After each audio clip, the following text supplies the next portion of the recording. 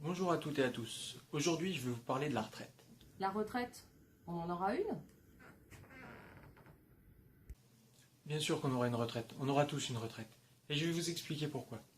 Les salariés des IEG disposent d'un régime de retraite spécial depuis 1946. Il est géré par la Caisse nationale des industries électriques et gazières.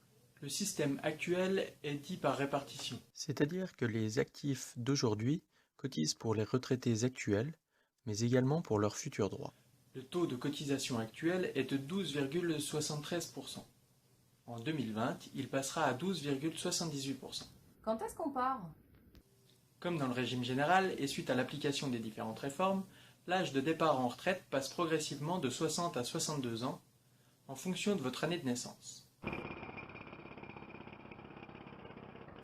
Certains agents peuvent prétendre à un départ anticipé de maximum 5 ans, sous condition de totaliser 10 ans de service insalubre ou entre 15 et 17 ans de service actif. Il existe également d'autres conditions de départ anticipé, liées aux conditions médicales, à l'aptitude au travail ou encore des avantages liés aux enfants. Et combien on gagne à la retraite? Le montant de la pension équivaut à 75% du montant de votre dernier salaire n'ayant pas évolué pendant 6 mois consécutifs. Pour pouvoir prétendre à ce taux plein, vous devez avoir cotisé entre 151 et 172 trimestres, selon l'âge auquel vous pouvez prétendre à la retraite ou selon votre année de naissance. Si vous souhaitez quitter l'entreprise avant l'obtention de la totalité de vos trimestres, une décote de 1,25% de votre pension par trimestre manquant vous sera appliquée. A l'inverse, si vous décidez de travailler au-delà de la durée requise, une surcote du même taux vous sera appliquée. Et c'est tout ce qu'il y a à savoir? Non, en effet, toutes ces informations sont d'actualité. Mais le gouvernement souhaite réformer l'ensemble des systèmes de retraite et mettre en place un système universel par points, où chacun cotiserait en fonction de ses périodes de travail.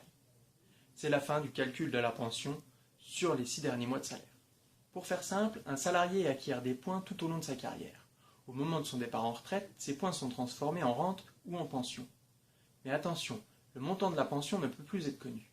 En effet, la valeur du point est revue chaque année et indexée sur différents paramètres, comme le taux de croissance du pays, la natalité, la mortalité, l'espérance de vie, la flexibilité des queues de vache. Bref, vous l'aurez compris, ça ne va pas s'arranger. Alors, pour défendre vos droits et vos intérêts, n'hésitez pas à voter CGT. Et n'oubliez pas que chaque vote en faveur de la CGT, c'est une chance supplémentaire d'être correctement représenté.